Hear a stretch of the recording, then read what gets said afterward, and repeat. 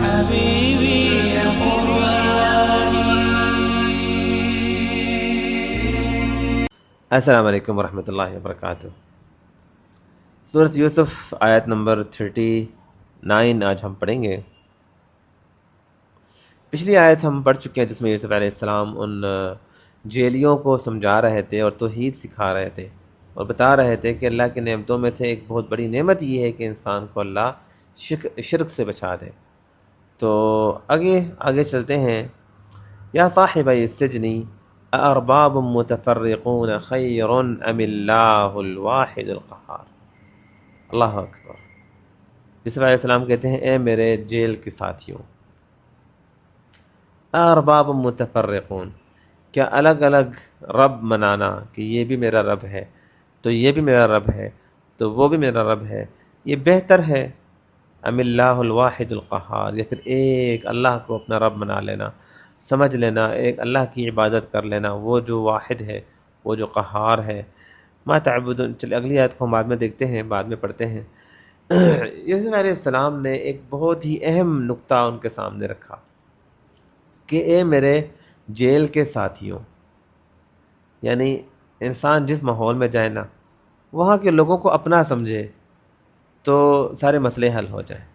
ہم اکثر لوگوں کو ایکسیپٹ نہیں کر پاتے، ہمیں ہوتا ہے کہ نہیں وہ کوئی اور ہے، میں کوئی اور، وہ کسی اور ذات کا ہے، میں کسی اور ذات کا ہوں، وہ کسی اور رنگت کا، میں کسی اور رنگت کا۔ اسٹیٹس ہمارے الگ ہیں، ہم ہائی اسٹیٹس کے ہیں، ہم پیسے والے ہیں نا، یہ غریب ہیں۔ نہ نہ نہ نہ، یوسف علیہ السلام بھی سوچتے نا کہ میں اتنا خوبصورت، میں بادشاہ کے گھر میں رہ کے آیا ہوں، میں نبی، میں یہ جیلی پتہ نہیں کتنے بڑے بڑے جرم کر کے آئے ہوں گے۔ نہ نہ نہ نہ، کہا یا صاحب السجن، اے میرے جیل کے ساتھیوں، میرے ساتھی ہو تم میرے اپنے ہو۔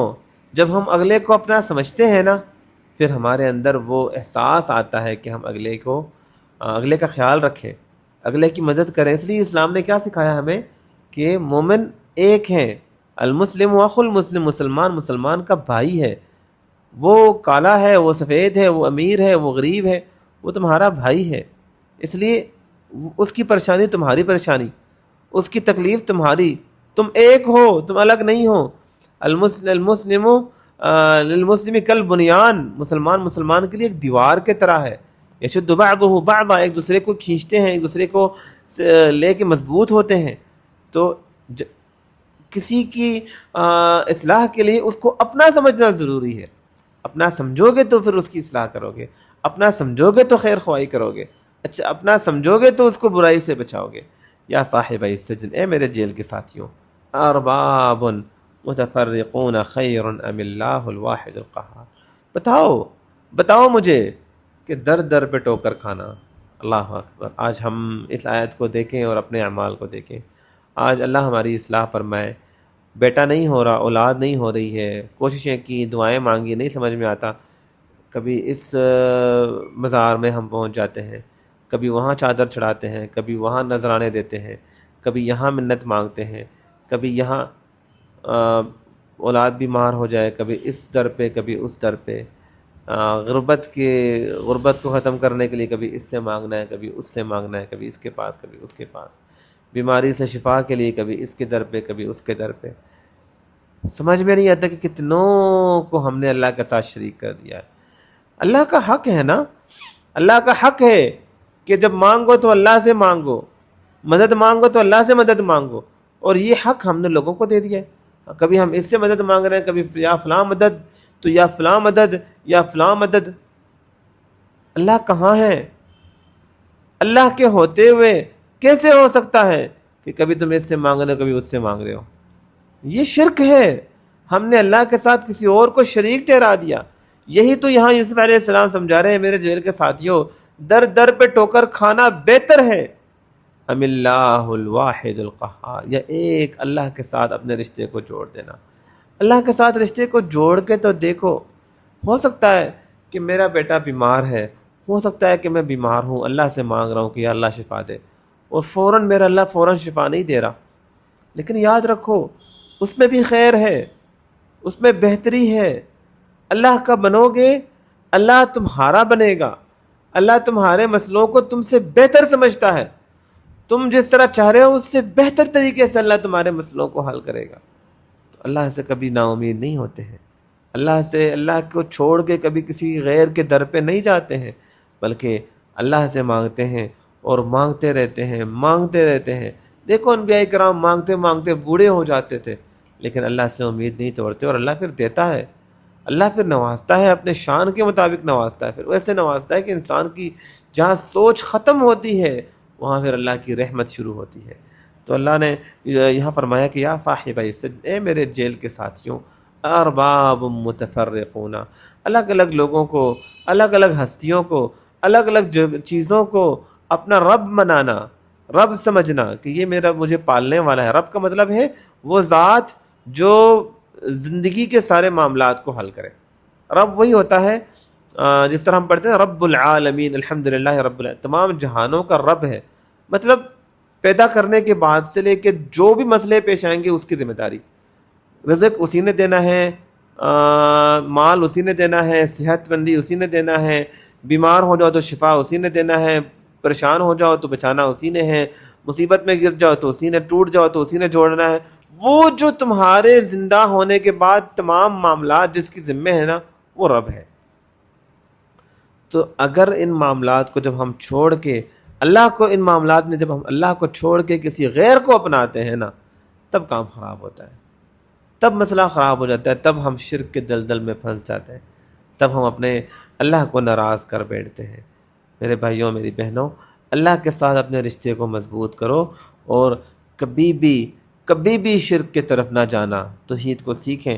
یا صاحب السجن، اے میرے جیل کے ساتھیوں، ارباب متفرقون، کیا الگ الگ لوگوں و ہستیوں کو اپنا رب سمجھنا بہتر ہے، ام اللہ الواحد القہار، یا پھر ایک اللہ کو جو اکیلا ہے، ما تعبدون من دونہ الا اسماء سمیتموها انتم وآباؤکم ما انزل اللہ بها من سلطان، ما تعبدون، نہیں تم عبادت کرتے ہو، من دونہ، اس کے علاوہ، الا اسماء، مگر صرف نام ہے، سمیتموها انتم، تم نے یہ نام دیے ہیں انہیں، وآباؤکم، اور تمہارے باپ دادا نے، ما انزل اللہ بها من سلطان، اللہ نے اس بارے میں کوئی دلیل نازل نہیں کی، ان الحکم الا للہ، یاد رکھو فیصلہ میرے اللہ کا چلتا ہے، ہمارا اس اللہ کا یہ فیصلہ ہے، اللہ تعبدوا الا ایاہ، کہ اس کے علاوہ تم کسی اور کی عبادت نہیں کرو گے، ذالک الدین القیم، یہی پختہ دین ہے، ولکن اکثر الناس لا یعلمون، لیکن اکثر لوگ نہیں جانتے ہیں۔ اللہ فرماتے ہیں ما تعبدون من دونہ الا اسماء، جن کی تم عبادت کرتے ہو نا، یہ محض نام ہے، جو نام تم نے دیے ہیں اور تمہارے باپ دادا نے دیے ہیں، ما انزل اللہ بها من سلطان، اللہ نے ان ناموں کے بارے میں کوئی دلیل نازل نہیں کی ہے۔ یہ آیت اگر ہم اس کو سمجھ لینا تو شاید ہمارے آدھے مسئلے حل ہو جائے۔ ہمارے ہاں ہوتا ہے کہ یہ جو شخصیت ہے نا، یہ غوث اعظم ہے۔ یہ کیا نام ہے؟ غوث اعظم۔ کیا مطلب غوث؟ یعنی سب سے بڑا مدد کرنے والا۔ غوث کا مطلب ہوتا ہے مدد کرنے والا، سب سے بڑا مدد کرنے والا۔ سب سے پہلے اگر مومن اس لفظ کو غور سے دھیان دینا تو ہمارا ایمان اس بات کو ایکسیپٹ نہیں کرے گا کہ اللہ سے بڑا تو کوئی مدد کرنے والا نہیں ہے، تو کیسے ہم نے کسی انسان کو کہہ دیا کہ یہ سب سے بڑا مدد کرنے والا ہے؟ یہاں قرآن پاک کی یہ آیت سامنے آتی ہے کہ جن کی تم عبادت کرتے ہو نا، وہ محض نام ہے، یہ نام ہے، غوث اعظم ایک نام ہے۔ یہ نام کس نے رکھا ہے؟ انتم، نام تم نے دیا ہے، تم نے کہا کہ یہ غوث اعظم ہے، انہوں نے تو کبھی نہیں کہا کہ ہم غوث اعظم ہیں۔ اللہ فرماتے ہیں تمہارے باپ دادا نے یہ نام رکھا ہے کہ یہ غوث اعظم ہے۔ ما انزل اللہ بها من سلطان، پورے قرآن پڑھ لو، پورے قرآن کو پڑھ لو، کہیں اللہ نے کہا ہے کہ یہ غوث اعظم ہے؟ اللہ نے کہیں نہیں بتایا۔ جو نام تم نے انہیں دیے ہیں نا، یہ نام تمہارے بنائے ہوئے ہیں، تم نے کہا کہ یہ حاجت روا ہے، اللہ نے تو نہیں کہا۔ یعنی یہ بات ہمیں بتائی جا رہی ہے کہ جن کو تم سمجھتے ہو کہ یہ مشکل کشا ہے، اللہ نے تو نہیں کہا کہ یہ مشکل کشا ہے۔ کس نے یہ نام رکھا ہے کس کا نام مشکل کشا ہے؟ کہ مشکل دور کرنے والا۔ مشکل دور کرنے والا کون ہے؟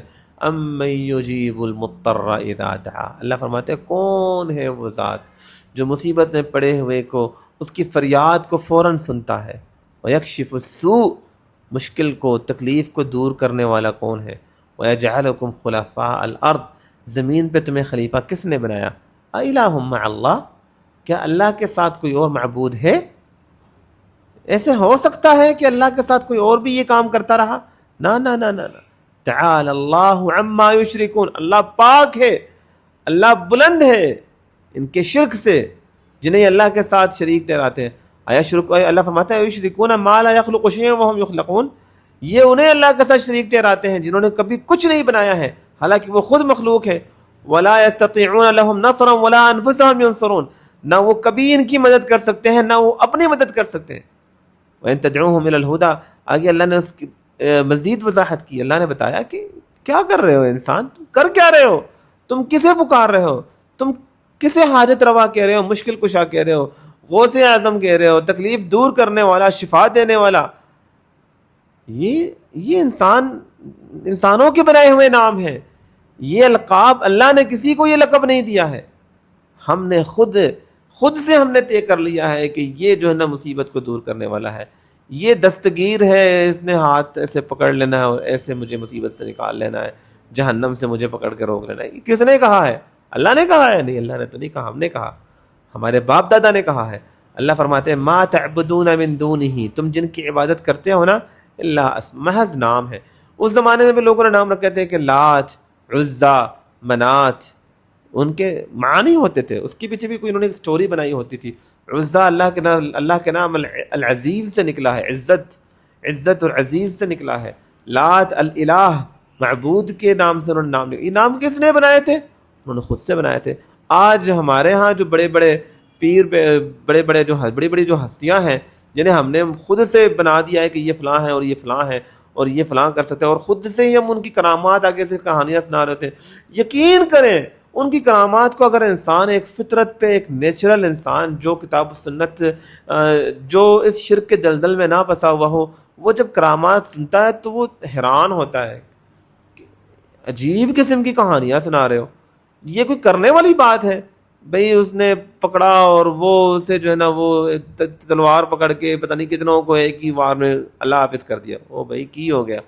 وہ ہندوستان سے جو ہے نا اس نے وہ تیر پھینکا اور وہ جا کے وہاں پہ فلاں کو، یعنی کہانیاں آپ کسی بھی جو ہستیاں بنی ہیں کسی کی بھی کہانیاں لے کے آپ بیٹھ جائیں۔ اس بندے نے جو ہے نا 40 سال تک ایک ہی وضو سے یہ نماز پڑھتا رہا، انسان تھا وہ۔ یہ تو اللہ کے رسول صلی اللہ علیہ وسلم نے تو کبھی ایسا نہیں ہوا کہ اللہ کے رسول جو ہے نا کہا جائے کہ 1 مہینہ اللہ کے رسول ایک ہی وضو سے نماز پڑھے۔ یا یہ کہانیاں بھی ایسی عجیب بناتے ہیں کہ فطرت پہ جب انسان ہوتا ہے تو وہ کبھی اس کو ایکسیپٹ نہیں کرتا۔ پرابلم یہ ہے کہ جب انسان شرک کے دلدل میں پھنستا ہے نا تو اس کی عقل ختم ہو جاتی ہے، پھر اسے کوئی بھی کہانی سنا وہ کہتے ہیں ہاں آپ کو کیا پتہ یہ کتنی بڑی ہستی ہے، آپ کو کیا پتہ اس کے کتنے بڑے بڑے کرامات ہیں، آپ کو کیا پتہ۔ یہ اللہ فرماتے ہیں الا اسماء، یہ کرامات تمہارے گڑے ہوئے ہیں، تم نے یہ کہانیاں بنائی ہیں، اللہ نے کہیں نہیں بتایا، رسول اللہ صلی اللہ علیہ وسلم نے کہیں نہیں بتایا، یہ ہماری خود ساختہ باتیں ہیں۔ تو یہ ہم نے خود انہیں اس مقام پہ بٹھایا ہے، ہم نے خود ان کو جو کہا ہے، اللہ نے ہمیں ایسا کچھ نہیں بتایا ہے۔ توحید کو سیکھیں اور شرک سے بچیں، توحید کو اپنائیں اور شرک سے خود کو دور رکھیں۔ یہ شرک میرے بھائیوں میری بہنوں یہ تباہی ہے، تباہی، اعمالوں کو ختم کرنے والی چیز ہے، یہ سب کچھ ختم کر دے۔ یہ اللہ سے ہمیشہ پناہ مانگا کریں اور اللہ سے دعا مانگا کریں کہ اللہم انی اعوذ بک ان اشرک بک شیئا وانا اعلم، اے اللہ میں تجھ سے پناہ چاہتا ہوں کہ میں کسی چیز کو شریک تیرے ساتھ کروں جس کا مجھے علم ہو، واستغفرک لما لا اعلم، اور جس کا مجھے علم نہ ہو، اے اللہ میں اس معاملے میں تجھ سے معافی چاہتا ہوں۔ تو اللہ سے پناہ مانگے شرک سے اور توحید کو اپنائیں اور توحید کے راستے پہ چلیں، اللہ کے ساتھ اپنے رشتے کو مضبوط کریں۔ حاجت روا بھی اللہ ہے، مشکل کشا بھی اللہ ہے، شفا دینے والا بھی اللہ ہے، مصیبتوں کو ٹالنے والا بھی اللہ ہے، مصیبت کے وقت مدد کرنے والا بھی اللہ ہے، مصیبت سے نکالنے والا بھی میرا اللہ ہے، اولاد دینے والا بھی اللہ ہے، اولاد چھیننے والا بھی اللہ ہے۔ وہ چاہے تو بیٹے دے، چاہے تو بیٹیاں دے، چاہے تو دونوں دے، چاہے تو کچھ بھی نہ دے، یہ اس کا نظام ہے، یہ اس کی مرضی ہے۔ مانگو تو اسی سے مانگو، کبھی غیر کے سامنے نہ جھکنا، کبھی غیر سے نہ مانگنا۔ اللہ فرماتے ہیں جو نام جن کی تم عبادت کرتے ہو یہ صرف محض نام ہے، جو نام تم نے بنائے ہیں، تمہارے باپ دادا نے بنائے ہیں۔ ما انزل اللہ بہا من سلطان، اللہ نے اس بارے میں کوئی دلیل نازل نہیں کی ہے۔ ان الحکم الا للہ، یقین رکھو کہ فیصلہ صرف اللہ کا چلتا ہے۔ یہاں پہ دوسری بات یہ بتائی گئی ہے کہ ہمارے لیے حجت ہے تو اللہ کی بات حجت ہے، ہمارے لیے حجت ہے تو اللہ کا پیغام حجت ہے۔ ہمارے لیے یہ حجت نہیں ہے کہ ہمارے باپ دادا کیا کہتے آ رہے ہیں، ہمارے لیے یہ حجت نہیں ہے کہ ہمارے مسلک میں کیا ہے، ہمارے مذہب میں کیا ہے، ہمارے ملک میں کیا ہوتا ہے، ہمارے گاؤں میں لوگ کیا کرتے ہیں، یہ سب فضول ہیں۔ اگر ہمارے لیے کوئی حجت ہے تو یہ کہ اللہ نے کیا بتایا ہے، رسول اللہ صلی اللہ علیہ وسلم نے ہمیں کیا سکھایا ہے۔ اللہ فرماتے ہیں ان الحکم الا للہ امر اللہ تعبدوا الا ایہ، اللہ ہی کا یہ فیصلہ ہے کہ اللہ کے علاوہ تم کسی اور کی عبادت نہیں کرو گے۔ اور عبادت کہتے ہیں کمال الذل، کہ انسان مکمل طور پہ اپنے اللہ کے سامنے عاجز ہو جائے، مکمل طور پہ اپنے اللہ کے سامنے خود کو تسلیم کر لے۔ اور عبادت کہتے ہیں العبادۃ، ابن تیمیہ رحمہ اللہ فرماتے ہیں العبادۃ اسم جامع لکل ما یحبہ اللہ ویرضاہ من الاقوال والافعال ظاہرہ والباطنہ، ہر وہ عمل جو اللہ پسند کرتا ہے، چاہے وہ الفاظ ہوں، چاہے وہ فعل ہو، چاہے وہ نظر آئے، چاہے وہ دل کی بات ہو، جسے اللہ پسند کرتا ہے کہ انسان اللہ کے لیے وہ عمل کرے نا، وہ غیر کے لیے آپ نہیں کر سکتے ہیں۔ تو اللہ فرماتے ہیں امارا، اللہ کا یہ حکم ہے اللہ تعبدو، کہ تم عبادت نہیں کرو گے الا ایہ، سوائے اللہ کی۔ رکوع ہم اللہ پسند کرتے ہیں نا کہ رکوع ہم اللہ کے لیے کریں، تو اس لیے غیر اللہ کے لیے رکوع نہیں کر سکتے۔ اللہ پسند کرتے ہیں کہ سجدہ ہم اللہ کے لیے کریں نا، تو ہم غیر اللہ کے لیے سجدہ نہیں کر سکتے ہیں۔ یہ جو قبروں پہ جا کے سجدے کر رہے ہوتے ہیں، قبروں پہ جا کے ماتھے ٹیک رہے ہوتے ہیں، قبروں کے بڑی بڑی ہستیوں کے سامنے ماتھے ٹیک رہے ہوتے ہیں، یہ شرک ہے۔ شرک نہیں ہے تو اور کیا ہے؟ یہ واضح شرک ہے۔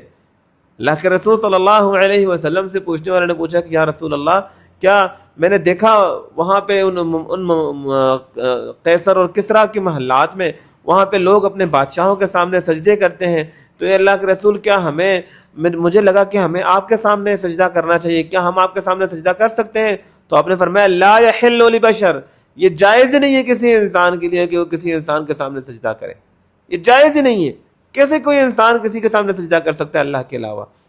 بلکہ اللہ نے سورۃ النمل نہ پڑھے، اللہ نے وہ واقعہ بیان کیا ہے جب وہ ملکہ سبا کا واقعہ، جب وہ ہدہد پیغام لے آتا ہے سلیمان علیہ السلام کے سامنے، اور وہاں پہ اللہ نے کیا فرمایا؟ اللہ یسجدوا للہ ورأیتها وقومها یسجدون للشمس من دون، میں نے دیکھا اس کی قوم کو وہ سورج کے سامنے سجدہ کرتے ہیں اللہ کے علاوہ۔ شیطان نے انہیں گمراہی میں ڈال دیا۔ آگے فرماتے اللہ یسجدوا، کیا ہو گیا ہے انہیں؟ اس ہدہد کو جو بات سمجھ آئی ہے وہ ہم آج نہیں سمجھ سکے ہیں کہ وہ کیا ہو گیا ہے انہیں، کہ یہ اللہ یسجدوا للہ الذی یخرج الخبء، یہ اللہ کو چھوڑ کے کسی اور کی کیسے عبادت کر سکتے ہیں؟ اللہ کو چھوڑ کے کسی اور کے سامنے سجدہ کیسے کر سکتے ہیں؟ تو سجدہ کرے انسان تو صرف اور صرف اللہ کے لیے، ہر قسم کی عبادت کو اللہ کے لیے خاص کرنا۔ تو اللہ فرماتے ہیں ذالک الدین القیم، یہی مضبوط دین ہے۔ توحید ہی سب سے بنیادی دین کا بنیادی جز اور رکن توحید ہے۔ توحید ہے تو خیر ہے۔ اللہ فرماتے ہیں الذین آمنوا ولم یلبسوا ایمانہم بظلم اولئک لہم، جنہوں نے ایمان لایا اور ان کے ایمان میں ظلم نہیں، مطلب شرک نہیں، انہی کے لیے امن ہے اور وہی ہدایت یافتہ ہے۔ تو توحید ہے تو ہم ہدایت یافتہ ہیں، توحید نہیں ہے تو انسان گمراہی ہی گمراہی میں ہے۔ ولیکن اکثر الناس لا یعلمون، لیکن اکثر لوگ اس بات کو نہیں جانتے ہیں۔ اکثر ہم کہہ رہے ہوتے ہیں نا کہ یار اتنے زیادہ لوگ اس طرح کرتے ہیں تو کیا سارے لوگ غلط ہیں؟ ہمیشہ قرآن پاک میں آپ جہاں پہ بھی دیکھیں گے تو اللہ نے ہمیشہ یہی کہا ہے کہ اکثر الناس، اکثر لوگ تو عقل نہیں رکھتے ہیں، اکثر لوگ تو ہدایت یافتہ نہیں ہیں، اکثر لوگ تو جانتے نہیں ہیں، اکثر لوگ تو گمراہ ہیں، اکثر بلکہ ایمان والوں کے جہاں بات ہوئی تو اللہ نے فرمایا وقلیل منہم، بہت کم لوگ ہیں ہدایت یافتہ، بہت کم لوگ ہیں ایمان والے، بہت کم لوگ۔ آپ نے اکثریت کو نہیں دیکھنا، اکثریت معیار نہیں ہے حق ہونے کے لیے۔ یہ ضروری نہیں ہے کہ اکثر لوگ جو کام کر رہے ہیں وہ حق ہو، نہیں، ہو سکتا ہے کہ اکثر لوگ غلط ہیں۔ ہم نے حق کو دیکھنا ہے، ہم نے اکثریت کو نہیں دیکھنا۔